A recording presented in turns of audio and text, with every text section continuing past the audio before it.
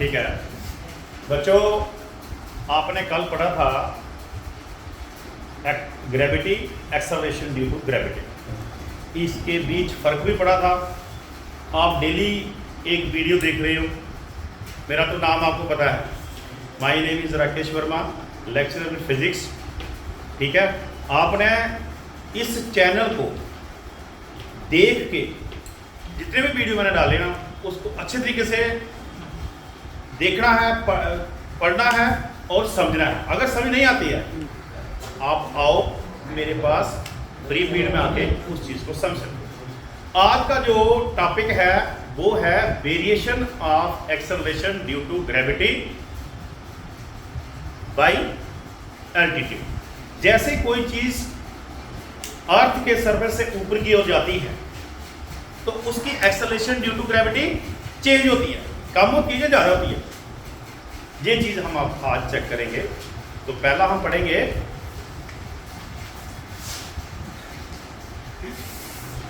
Variation of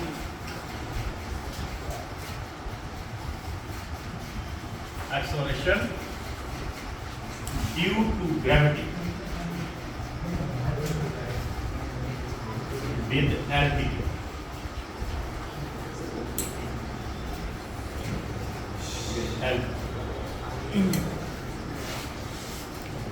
So let us consider Earth to be like a sphere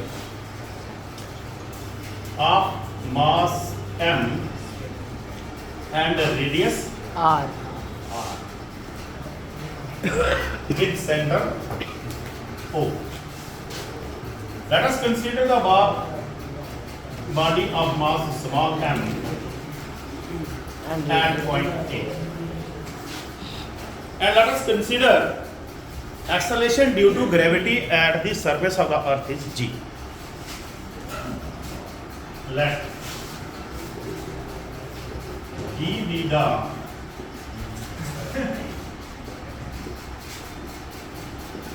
acceleration due to gravity at A. So then G is equal to, what is yesterday's relation which we have studied? Okay, what is the relation between small g and capital G? G is equal to Gm by G is equal to Gm by R square. G is the acceleration due to gravity at point A. So then the relation between G and G, which you have studied yesterday, G is equal to Gm by R square. Now take the body at point B at a height h above the surface of the earth. The total height from O to B is R plus h. Let G dash be the acceleration due to gravity at point D. So then total height is from B to O is R plus H. So then G dash is equal to Gm by R plus H whole square. Okay, understand up to this? Yes, sir. Now dividing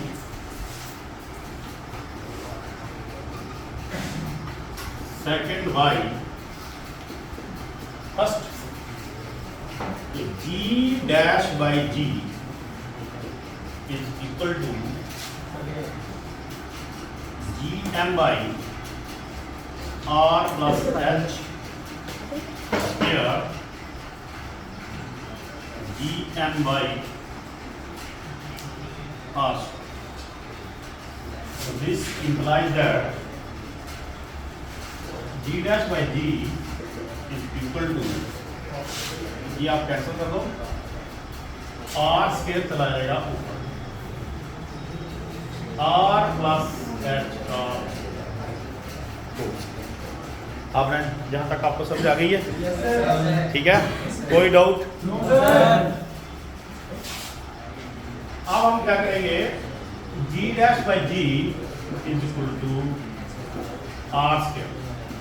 r square जहां से common कर लेंगे तो जहां आ जाएगा 1 plus h by r square. ठीक है, ये चीज कैसे की है, r जहां से कॉमन किया 1 प्लस h बाई r हो गया, तो स्क्वायर ऊपर है तो r स्क्वायर के भी ऊपर स्क्वायर आएगा और 1 प्लस h बाई r के ऊपर भी स्क्वायर आएगा, तो जे r और जे r कैंसिल. ठीक है, तो this implies that g dash by g is equal to 1 plus h by r in power minus 2. तो using the binomial theorem, आप मैथ भी पढ़ रहे हो, वहाँ बाइनॉमियल थ्योरम पढ़ रहे हो नहीं? तो जिसमें भी हमने पढ़ाई है आपको बाइनॉमियल थ्योरम, उसको यूज करेंगे. यूजिंग बाइनॉमियल थ्योरम ये आएगा g dash by g is equal to 1 minus 2h by r. So this implies that g dash is equal to g 1 minus 2h by r. अगर g 1 है तो उसमें ये चीज माइनस हो रही है तो g dash इसका मतलब कम हो गई. फ्रॉम दिस इक्वेशन, इस इक्वेशन का नाम स्टार रख लो. From equation star we have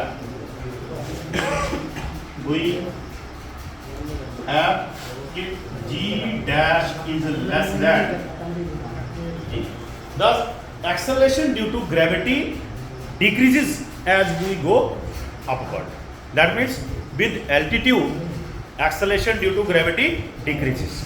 Okay? Yes, understand? Yes, sir.